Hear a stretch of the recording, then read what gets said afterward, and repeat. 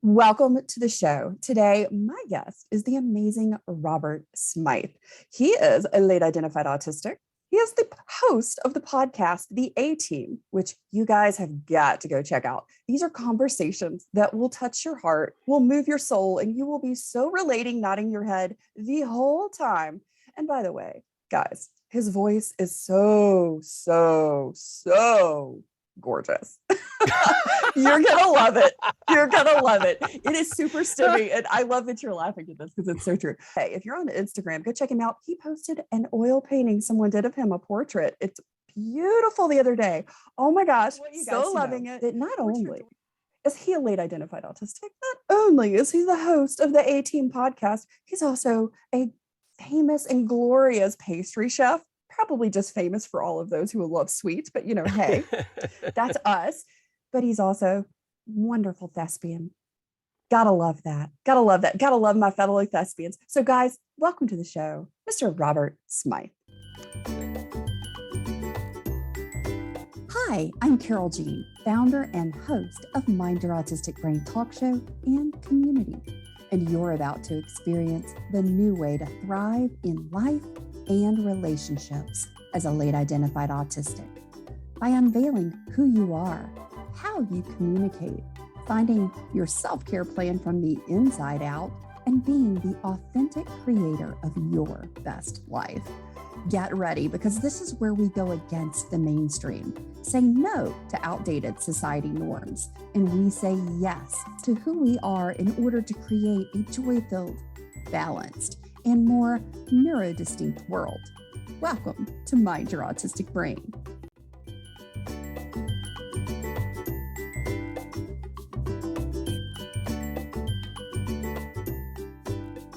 Robert Smythe. Thank you very much. I feel like I should just quit while I'm ahead. Oh my goodness. Terribly embarrassing. I know, right? Well, I mean, it's weird, right? Because on one hand, it's like, oh, come on, shucks. And then really, is that all you have? Well, if I could keep going, I would. I mean, I have just like a slight little crush going on over here, but okay. Well, I'm starting to get that vibe. Now it's weird. Oh, seriously, just massive respect for you. I'm just going to fan myself. That's all. Yeah. I got the vipers. Stop. Yeah, exactly. It's funny that you should say. I'm so glad you're here. It's funny that you should just say the vapors. Last night in my in the theater history class I was teaching, we were talking about Streetcar Named Desire, and we were talking a lot about, it was funny because these are graduate students who absolutely had never really encountered Streetcar Named Desire and are unaware. Finally, one of them said, "Wait, on the Golden Girls, there's a character from the South, and her name is Blanche." And do you think they're related? Were you not dying? How do you not know? Well, I've been teaching these guys for almost a year now, and it's just like nothing really surprises me anymore. But it's just it is at this point in life very, very challenging. That's the word I want to use. Challenging to continually butt up against. One has a warehouse of experience, and then one forgets that when you're talking to someone who is a third of your age, they really don't have that experience. And I tend to think, that what I grew up with, maybe what you grew up with, that's history. That's what everyone should know. And it's what I should know. And then, of course, I start heading into old man grumpus territory because it's like, oh, they don't know what I know. And who cares about TikTok? I don't know what that is. It makes George Carlin real relatable lately. Yeah, exactly. Right. Yes, exactly. So, there we go. But anyway, I eventually did get it over to them, who Blanche was and why she's important and all that. But she was from Mississippi, not from Georgia. So. Well, there's so many things that I come across as well, and we have to remember my partner's 20 years younger than me. So I run into this on the regular. Oh my gosh. Woohoo. Carol Jean, good for you. What's really interesting is so funny because he and I were both like, ooh, there's too much of an age difference here. But then we just we just had so much in common. We but related, and don't we're you just feel, like, now we don't even think about it until he says something like, well, back in the age of the dinosaurs when there was actually vinyl. I'm like, oh, dude, you did not just say that. I know what you mean though, because it's funny. I got to a certain point, and I don't know, but I know I'm older than you, but there are people I know now who are my age are going to go, well, at my age. And I'm like, what do you mean at your age? What the hell is that supposed to mean? I work with people at the restaurant right now who are a third of my age. And I have said to them, I feel like you're contemporary, and and they're like, well, you actually have more energy than we do. And I'm like, damn straight. So I just don't understand the people. And it's always felt like that to me that, there are those people who are like, I can't wait to be middle aged. They kind of, when they were small, they were like, I can't wait to be middle aged. I can't wait to grow up. And I feel literally like I've always been the same age ever since I was little, right? So it doesn't really, so it always surprises me to look in the mirror and see, gray hair. Well, yeah. And then, it just always surprises me that there are people who are like, well, you're younger than I am. And so it may be like your comment, when an obvious difference does show up, it's a little bit like a slap in the face because it's like, what do you mean you don't know that? Um, and it's astonishing. So what I try to do is just let's stay away from any kind of historical reference because it doesn't pay off. That's such an interesting point you bring up because I think that I've had that same experience. I mean, that's sort of how I exist in the world. I've never had like this age mindset, I would say. hmm Perhaps that was what I should refer to it as an age mindset. I remember being, you know, 12 or something, sitting in the back of the car coming home from carpool one day thinking, God, I can't wait till I'm 16 so I can drive myself and I don't have to be in the car with all these kids from carpool. I remember hmm having those kinds of thoughts. But as far as like feeling a certain age or behaving, age appropriately, I'm 47. I don't behave age appropriately at all.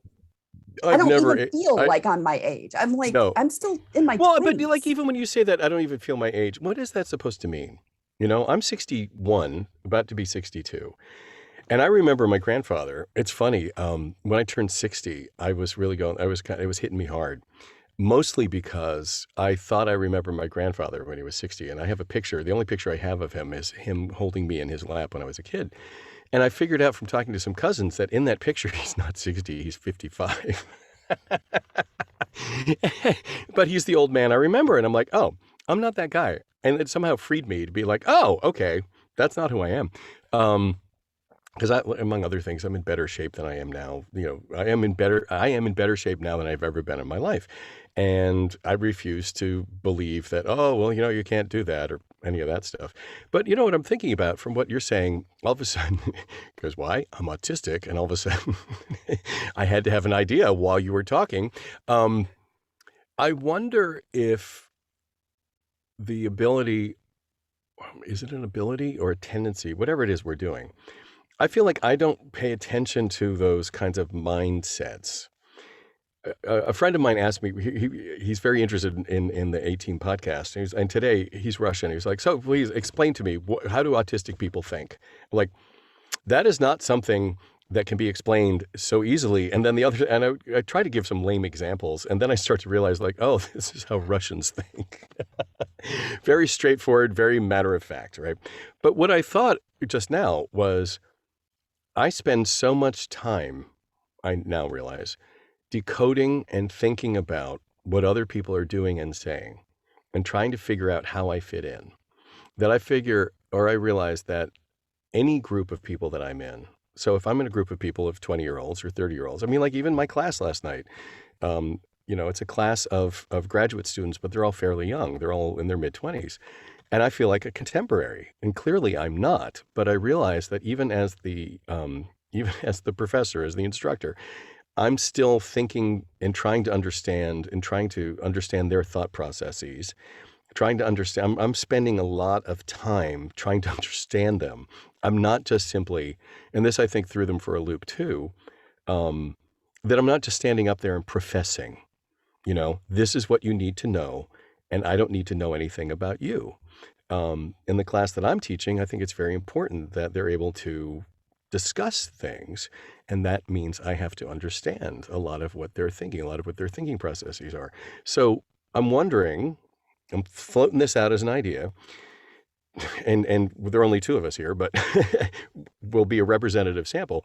Do you think that as autistics, this process that a lot of us go through, which is sometimes called masking, um, of really working so hard to understand everyone we're with, and you referred to it as, like the social aspect. We were talking earlier, that this uses up a lot of social energy, and I'm wondering if that social energy, if we use that term, is really referring to I need to fit into this group. I need to think like they do. And if they're thinking like that, I'm just going to kind of try to go along. God, I'm talking a lot. You're on a talk show. Oh, right. This is the space. Oh, okay. All right. That's interesting. I like that. So for me, and I'm the same. I love this because it's not about professing, right? It's about sharing reciprocity of perspective. Yes. And I love that because that's really where I am. I am so incredibly curious and that only happened for me in late identified awareness. That you realized you were curious. I was afraid to be curious before. I was curious. Like I'm naturally curious, but I suppressed that part because I was trying to figure out how to fit in, how to, not stand out, not to be weird, not to be ostracized, yada, yada, yada. And through that, when I did allow those moments of my curiosity and my, scientifically minded research, just share your perspective with me. I really want to understand how you see things. People would get real uncomfortable a lot. And the way they responded to me was either they would shut down, they would get mad, they would think I was being sarcastic or making fun of them, or they would think I was just being a jerk somehow because they didn't understand maybe the way that I presented it, maybe just from my autistic me, they didn't onboard it as, because most people don't communicate in that way. They're not seeking to just curiosity factor of understanding other people's perspectives. It's like, you don't get that? You don't see why I see it this way? Yeah. So and what you're making me think of too is like all the times in life where everybody else is talking about something, which I find boring, because often I've come to realize like, you're talking about people I don't know, the fastest way to shut me down.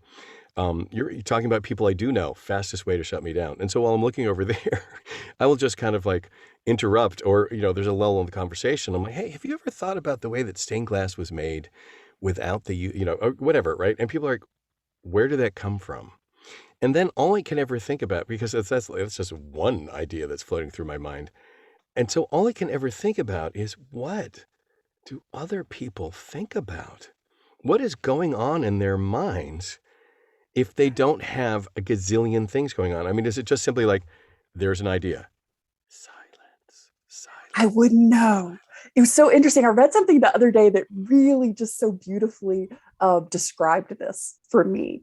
And it's like having 90 tabs open in your brain with 4 different tracks of music playing simultaneously. And I'm like, oh my God, that's my brain. And I'm like, and that's in the majority, is it like 1 or 2 tabs open maybe? Yeah, and that's 90 tabs in just one browser. Right. You have Chrome, and you have Safari. I have 2 Chrome browsers with stuff exactly. open And then there's also what you left open on your phone. It's exactly like that. It's exactly like that. And then I actually have a doctor's appointment on Wednesday, tomorrow, where I'm hoping, because I've discovered that one's regular GP can actually diagnose ADHD and provide prescription for it. And over the past year, I have become more and more aware maybe that's the word I'm looking for, that I probably have ADHD. Because for one thing, it's so often found to be I want to say codependent because I hate the word comorbidity, but it shows up a lot. Co-occurring. We say Co-occurring. co-occurring. Thank you. I like that. That's much better. The word morbid, just I'm not happy with that. Yeah, I don't like it either. So I'm because my executive function is so poor, and I do have responsibilities. But someone I was talking to the other day was explaining the whole thing about why time management is a factor in ADHD, and I'm sure you already know this, but it was a surprise and a thing to me because what he was saying is ADHD rewards you with little hits of dopamine.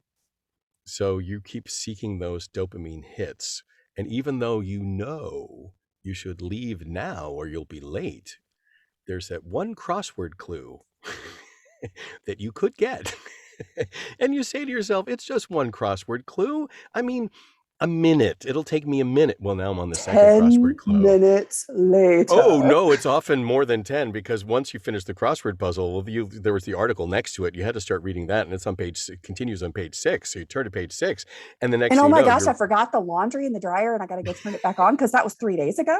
Yeah, exactly, right? So so the person I was talking to said that he was taking something for ADHD, and I said, well, what was that like? What did you notice it right away? He said, maybe the next day. And I said, what happened? And he said, I sat down on the couch and all I could think was, this couch is really soft. And that was it. Oh my gosh. And there's part of me that's kind of like, I really want that feeling. And then part of me scared, is a little bit like, does that mean, there's a friend of mine who's a screenwriter, and he clearly needs to take something. He's full of anxiety and stuff and he's been prescribed stuff and all. And he's like, I don't want to do it. I don't want to do it. It'll turn off my creativity. And I'm like, you can stop taking the pill. You can stop treatment. If you find out that you don't like it, you can stop. You can also, as I understand, you can trade around. You can find something that works for you. But I'm just curious about, I am about to be 62. I am easily, let's say generously, I'm in the last third of my life. And I would like to find out in this last third, is there something that just would be easy enough to do that I don't lose who I am, but just would make life just that little bit easier.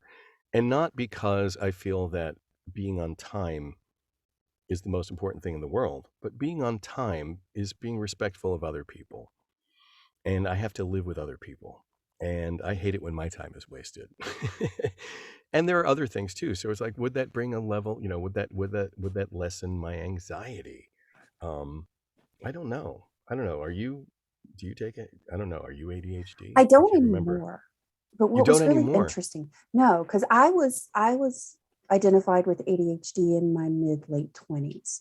Okay. And what was interesting is it took several medication trial and error kind of things. You got to find your particular chemical cocktail for your body because everyone's body is different. And as a neurodistinct human, it's not just our brains, it's also our bodies that vary.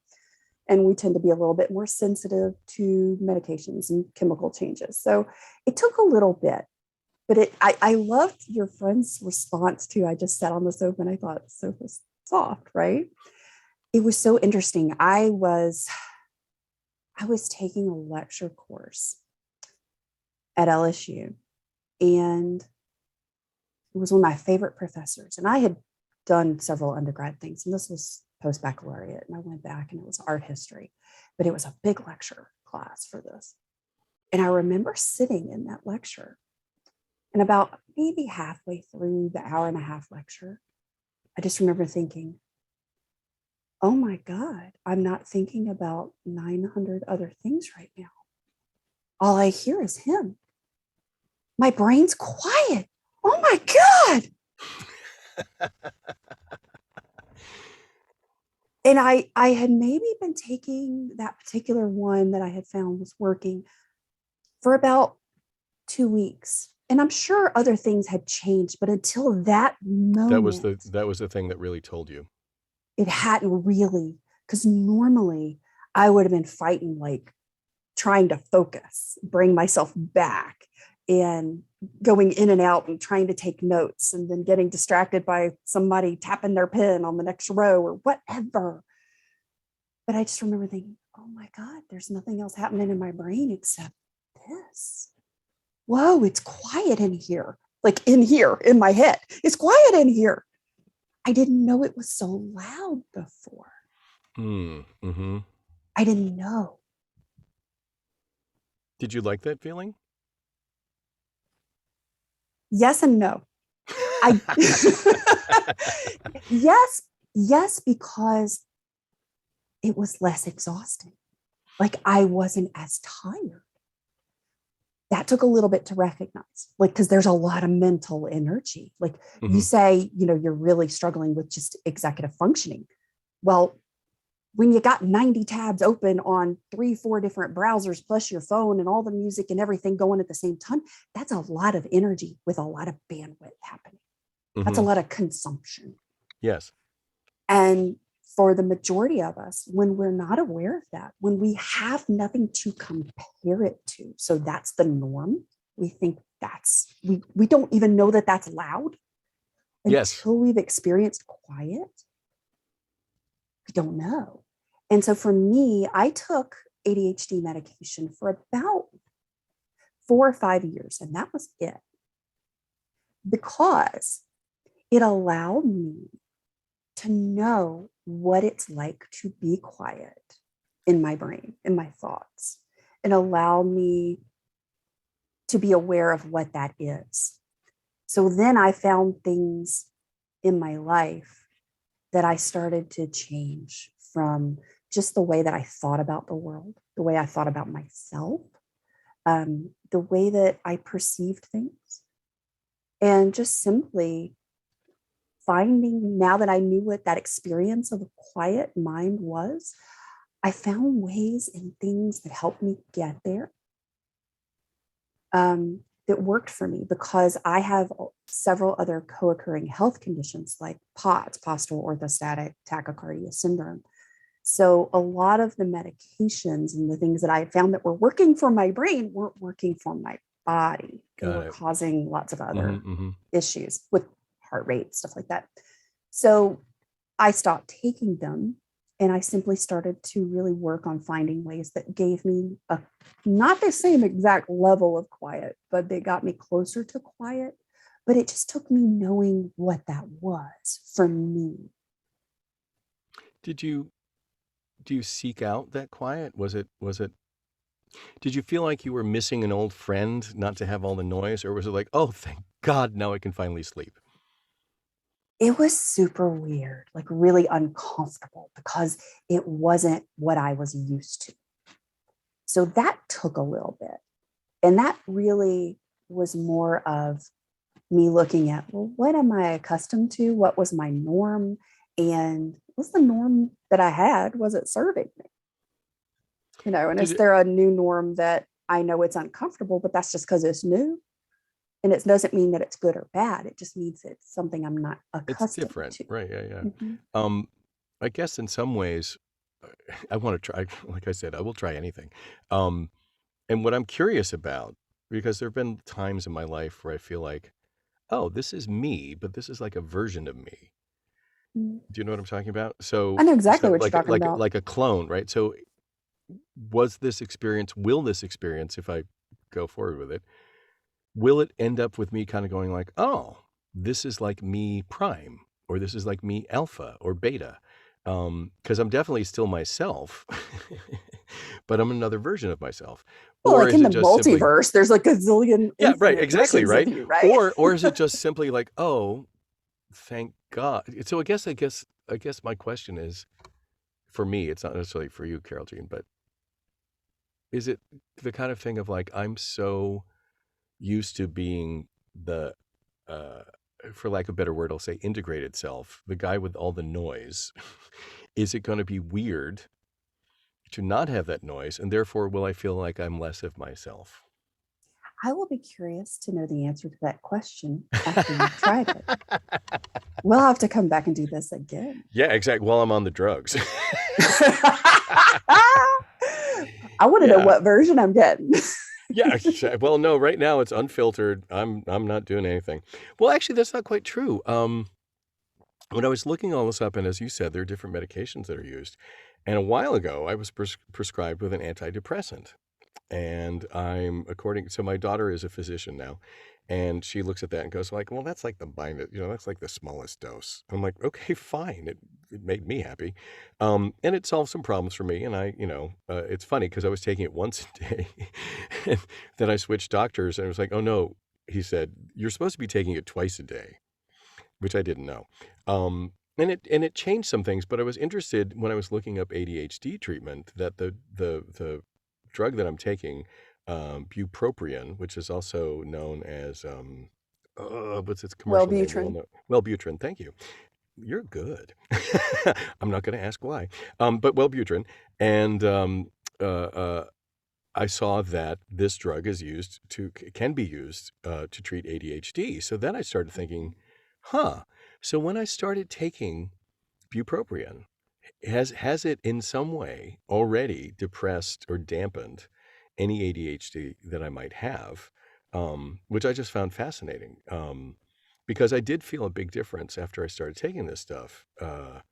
And now, knowing what I know, I'm almost afraid to ever stop taking it because there are enough voices in my head already. Thank you. And they're not voices, they're ideas. They're not voices, people. They're not voices. They're my internal monologue. There's a lot They're of me just lots of happening. stuff like, this is stuff I got to do. Yeah, it's an internal monologue. Exactly, right? It's not any outside source. It's just like, oh my God, there's so much to do. And you were talking about energy, and that got me thinking too. So I'm sure you saw the movie The Matrix. Oh, Yes. yeah. Okay.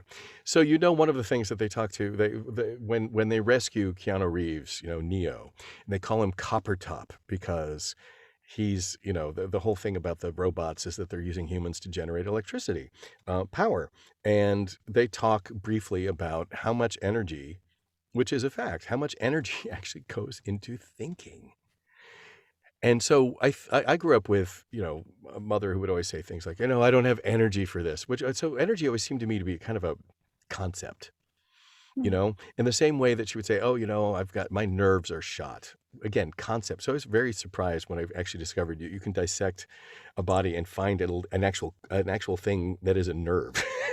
I thought it was just like made up stuff. And they're really pretty under a microscope. They are very pretty. And what I was saying about energy is, so I'm also curious because I really think it's a thing that for people who are using a lot of mental energy, it's not just like, oh yeah, there are a lot of things going on in my head. It's like no, literally, I'm burning a lot of calories keeping this stuff all straight. And so that just got me thinking about that. Just because what you were saying was just like, right, how many calories do we burn up compared to someone who is neurotypical? I wonder if there's any study done on that. I don't know. And I'm very curious. There's so many things that are studied, and usually for the most majority part, from a neurotypical perspective. So it's not answering the questions that we want to know. And that's one of the questions. It's like, what's the difference? Well, if you look at, and they look at fMRIs and several other different types of imaging of our brains, and for the same task that you have a neuromajority brain performing versus a neurodistinct brain, a neuromajority brain is maybe only using 2 to 3 areas of the brain to perform that specific task. In the neurodistinct brain, there are 5, 7, 9 different areas of the brain lighting up during that task performance. Same exact task.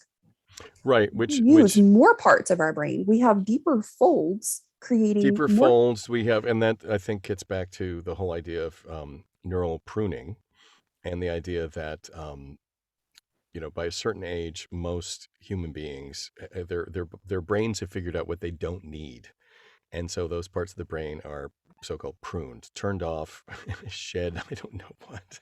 And that because that doesn't necessarily happen to us, as has been shown in studies, those different areas of the brain, I always think of as like, yeah, it's not, and I don't, I haven't studied this, but my feeling is somebody might look at that difference between 2 or 3 areas of the brain versus 9 areas of the brain and go, oh, see, it takes them more brain power to do the same work, right? Instead of like, no.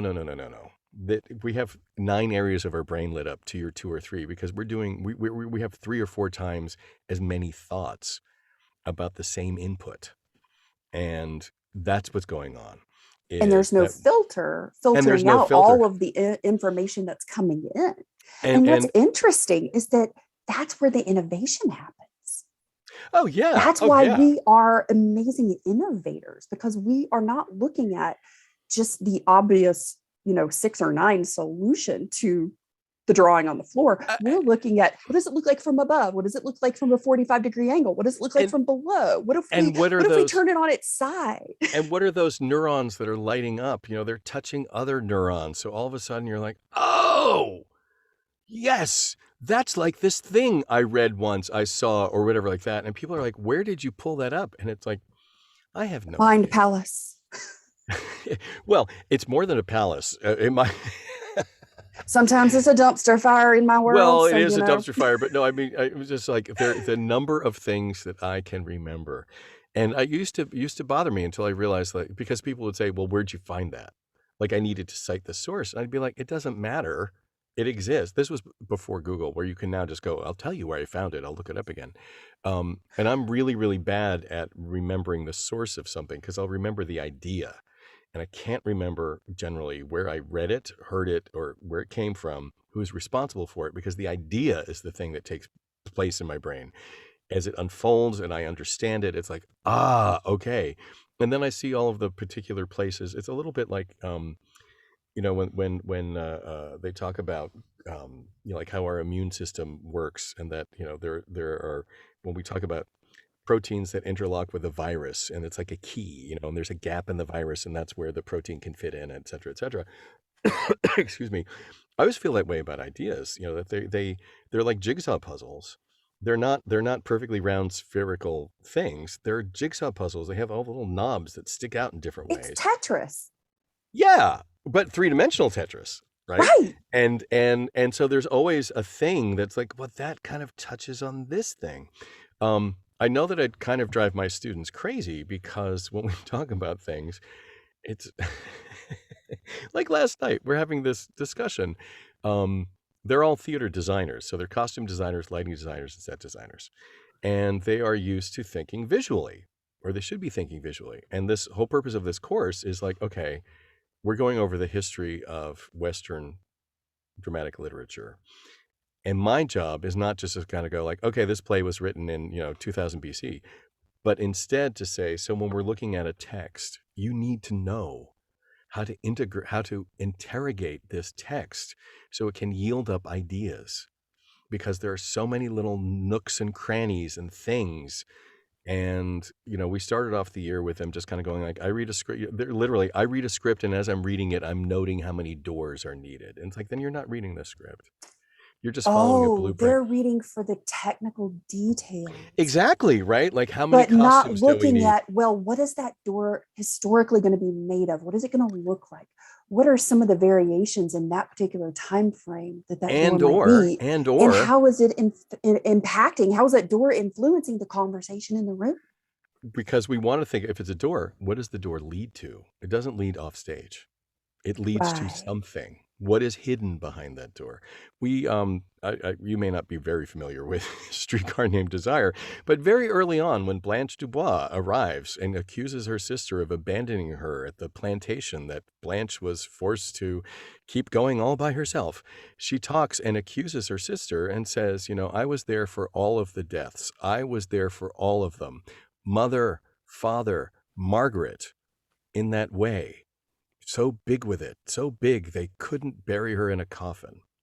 Okay, so that's just one little line in a rather long monologue. And I had to point out to them, I said, so here's a question for you. Who's Margaret?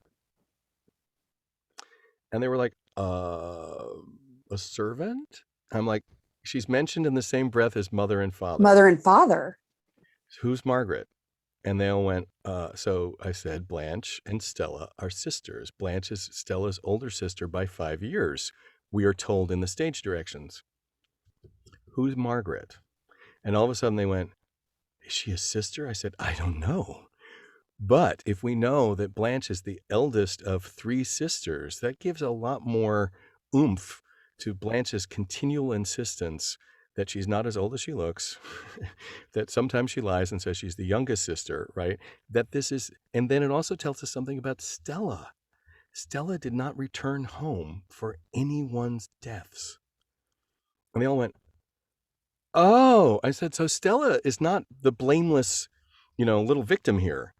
Why didn't Stella go home for any of those things? And you could see them all going like, oh, and I said, I'm sorry, but you guys, you need to understand this, because this is the story that you read this, and now you're responsible for interpreting it. And I said, that's just one little sentence. And you're already designing the draperies. I love this because you know what? This is exactly like if we were to get like really granular here. Get granular. Literature and drama, specifically theater, was how I learned to understand other people by thinking that way, Robert. Oh, so as you know, there is a lot to be said about masking and the use of so-called scripts. When this happens, you do this. And so as a kid, I used to read etiquette books avidly. I went to White Gloves and Pot Bananas, dog. Well, you were taught mano a mano. I had to read it in a book. But what I liked was especially Miss Manners in the Washington Post, because her things were always people writing in with a real life problem. This happened. What should I do? And she was always very good. Oh, when somebody says this, my favorite thing, I teach people this. My favorite thing is when somebody asks a personal question, you just look at them and smile. And I bet you can do this just so nice. Because there's something about a woman who can do it better than a man can. But when somebody asks a personal question, you just look at them and you say, now, why would you want to know that? And she says, you do it with a little smile and you do it with a little laugh. And every time they ask, you just say the same thing until they realize they're being a jerk, right? And I was like, this is heaven sent, because somebody asks me a personal question and I get flabbergasted and I'm like, and I'll try to, explain, right? Instead of going like, no, why would you want to know that? I mean, that's so much better than saying none of your business. It's so much better. So I became a better human being, if you will, because I read these things, because my normal thing would have been to either melt down or to be rude. And I know there are a lot of people who are like, I don't care. But it's like, well, or to word vomit and overshare because they just asked the question. There you go. And then it was just like, I was just asking you how you were today. I didn't need to know about the state of your bowels. I'm sorry, right. So then, yeah, bless your heart. So you're exactly right. Now the other thing too, because I know you've acted, right? So one of the things, and it's interesting that there are a lot of autistic people who are actors. And I was explaining that to somebody a while ago, and they said, what do you mean? I said, well, I'll tell you one of the best things. And they said, because literally, this was a neurotypical interviewer of mine. He was interviewing me for another podcast. And he was just like, wait, how is that possible? You're going to love it. What do you think he said? How is that possible? Autistic people are so unemotional. Oh, for the love of all things holy. Exactly. Bless right. So I was like, well, actually, let me explain. So we explained a little bit, but I said, but here's the important thing.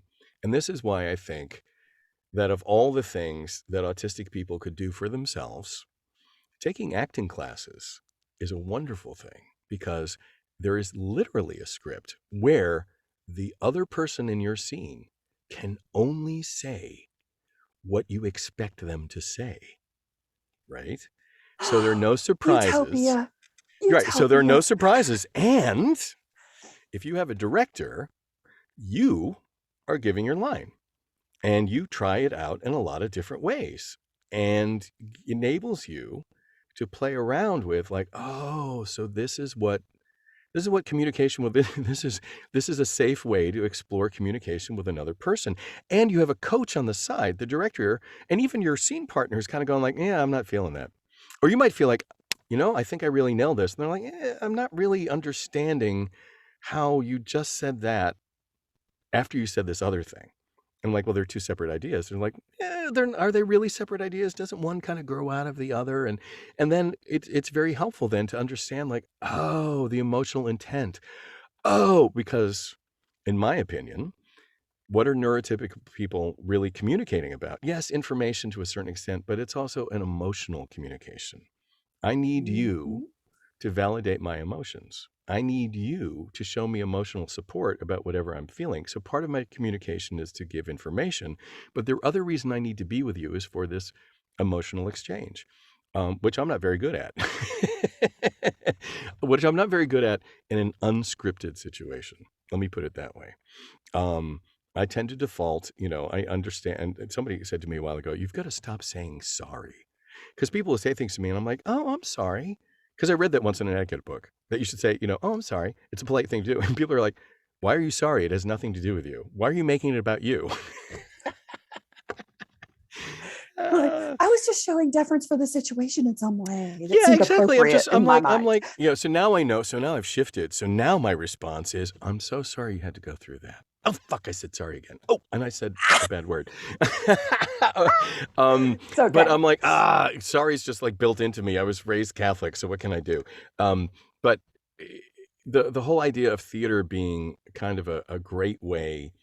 I mean, wouldn't it be terrific if we all had coaches who followed us around, directors who, as you're talking to your friends, they could go like, I really would like you to try that again, except this time, I want you to be a little bit clearer about what it is you want from the other person. I'm getting your attitude just fine, but I'm not really still understanding why you're talking to them. So I'm seeing a whole new job description starting. I would hire somebody for that. Seriously. Well, there's a good friend of mine, and I'm really looking forward to her being on the 18 podcast. She is she has her doctorate in occupational therapy, and she and I are part of several research teams, and so that's how we've gotten to know each other.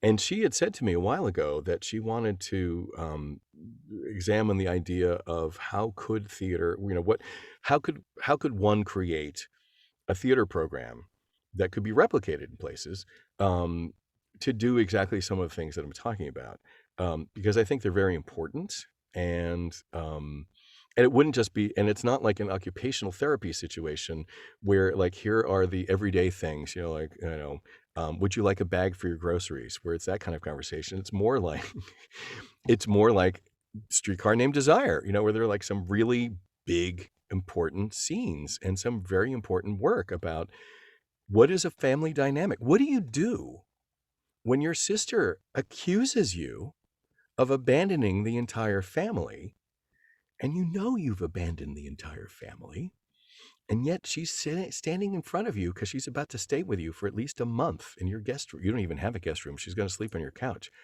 What do you do then?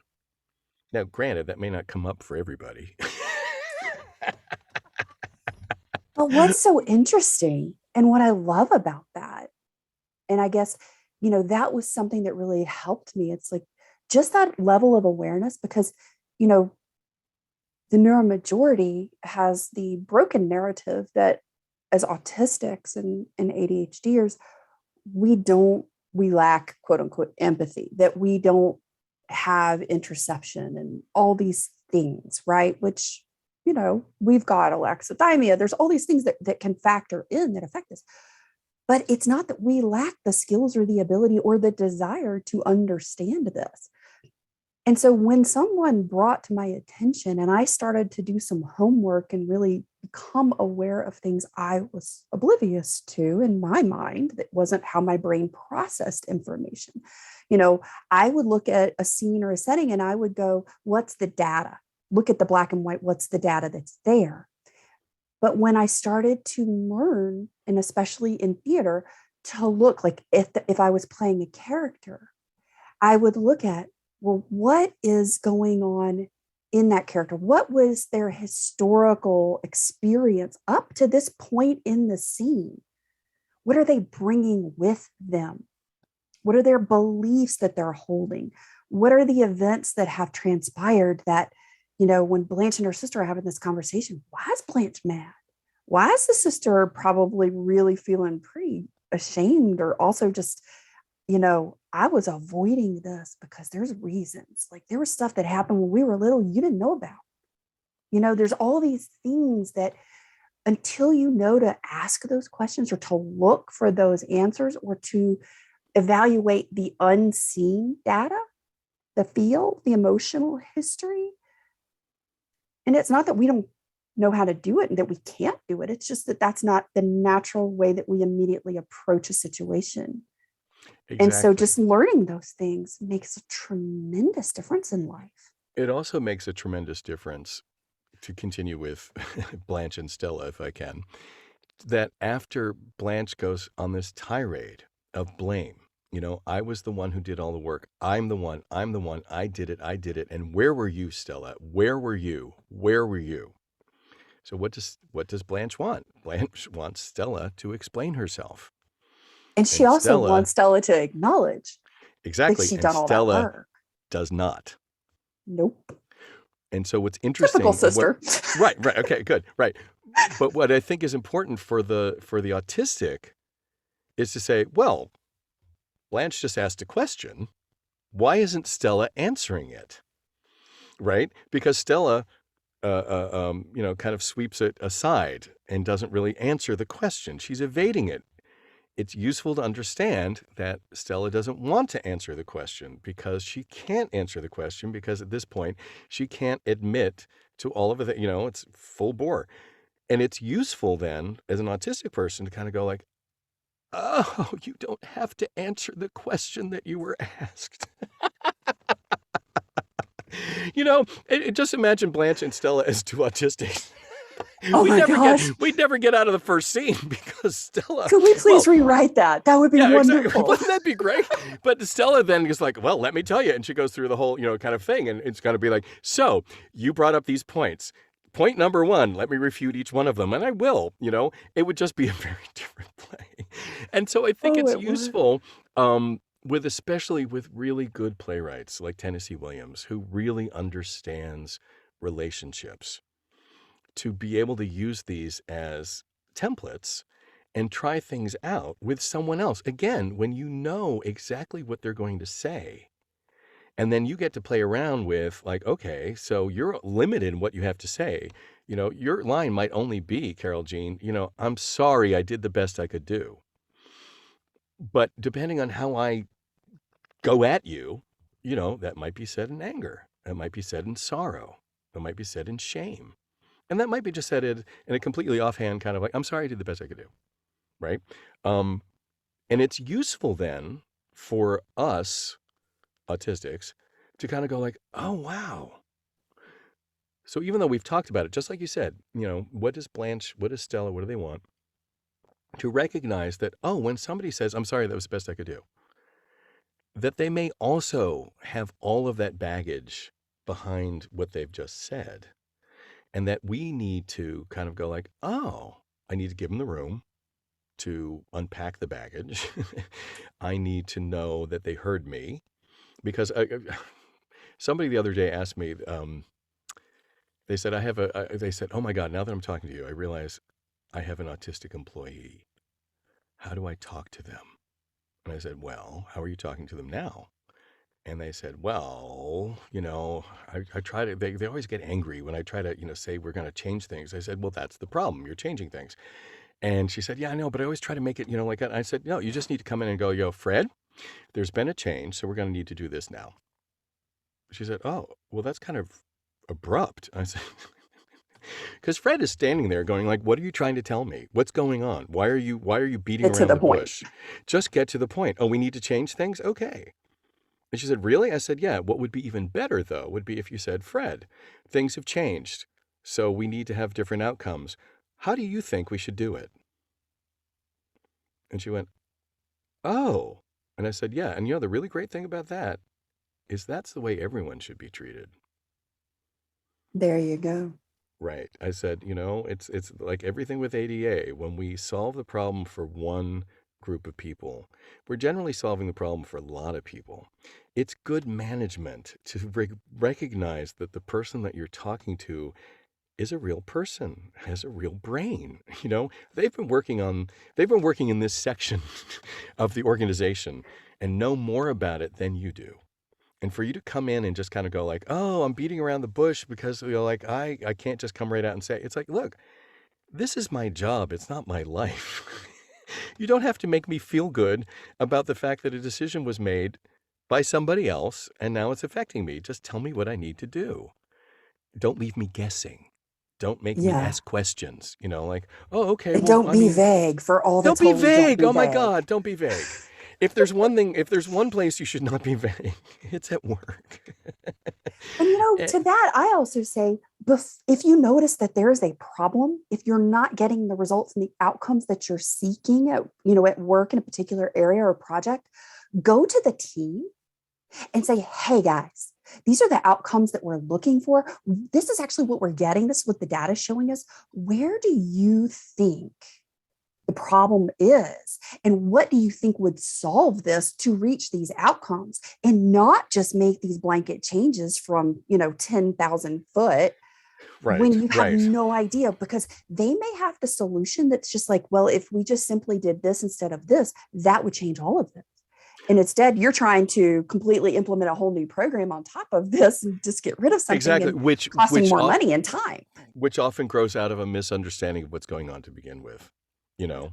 Um, I remember years ago reading about, which I think now is fairly common in American factories, but in Japan, it was a big thing back in the 70s, when any worker on the line could press a button and stop the line if they saw a problem. And it didn't Yes, matter I what it was. remember. And in addition, they could also make suggestions, but they could do that. And that was very new to American thinking. But the point was they realized that like people who are working the line need to know that they have the power to make change. And when they're given that power, the change will not be abused. It's to make everything better. People take pride in what they're doing. And if you don't recognize that and you're treating someone like immediately, well, I have to be evasive in what I'm trying to say. We all know why people are evasive. You want to say something negative to me. If it were positive, you'd come right out and go, "I love the way you're doing that." You wouldn't You're be worried evasive. about how I'm going to view you. Yes, they're worried about my emotional state. I don't, it's okay. As my son likes I'm to a say, grown person. well, as he likes to say, I'm a grown ass adult. So, so you might have to bleep that. But the point is, if you're talking to someone, especially if you believe they're autistic, and that's the other thing. And the other thing I said was, you don't know this person's autistic. And what if he is? What difference does it make? He might need support. The fact that he's autistic means nothing to you.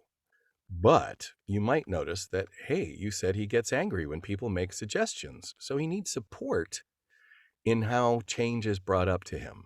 He needs support when there's change. So if you're going to make change, support him. And what does that mean? You don't just launch change. I said nothing gladdens the heart of maybe we are autistic, but nothing makes us feel better than to say, "I just want to let you know and put you in the loop that maybe 3 weeks from now, we might need to implement a different system of doing X, Y, or Z. The reason for it is this, and the outcome we hope for is this. Just letting you know, and I'll keep you apprised of whatever." And then, doesn't matter if they're autistic or not, anybody is going to come back and go, "I thought about what you're saying, and I'm thinking that, this is a solution, or this, you might want to consider this or that." It makes everything better, right? No human Nobody, likes change. nobody. And the difference is, uh, uh, uh, the autistic person is likely to want to react to it immediately. to not necessarily have full control over the suddenness of like, all of a sudden I'm feeling an emotion, probably anger. I even said this to somebody a while ago. I was getting angry about a change. I was like, literally, they told me about something and I was like, oh my God, that's a change. Oh my God, I can feel my blood pressure rising. And I said, I just said as calmly as I could, I reached behind me to get to get what I needed as far as, like, how do I pull on a reserve? And I realized I didn't have much of a reserve. And I said, I need to go out for a walk. I said it very calmly. And their response was simply, why are you getting angry? And it's like, how did emotion come into this? I've been trying to keep emotion out of this. And now you want to know about my emotional state, like you have something to do with it. And maybe you do, but it's none of your business. Why would you want to know? Why are you getting angry? Now, why would you ask that? Robert Smythe, this has been a beautiful, wonderful conversation, and I have enjoyed it immensely. And I can't believe do it's it over. again. Oh my God. I know. We definitely have to revisit this because I want to know the answer to your question. Which one? Your ADHD one. Oh, yes. About how you're going to respond or how you may be responding. We definitely have to revisit that. Thank you so much for being here today. You have been a phenomenal guest. Guys, be sure to go check out the A-Team podcast. I will have links below. You are going to love his show. His conversations are phenomenal. Thank you so much for being here, Robert. Well, thank you, Carol Jean. It's been a real pleasure. Thank you. If you are someone who likes to help people and share what has made a difference in your life, please share this talk show with a friend and on your social media accounts so that you can be the blessing in another late identified autistic's life. Be sure to tag me at Social Autie so I can personally say thank you. And to help keep the talk show ad-free, please consider becoming a one-time or recurring supporter through either Buy Me a Coffee or the Anchor podcast links in the show notes below. I truly appreciate your support. Thank you for being a listener, and thank you for adding your voice to our story.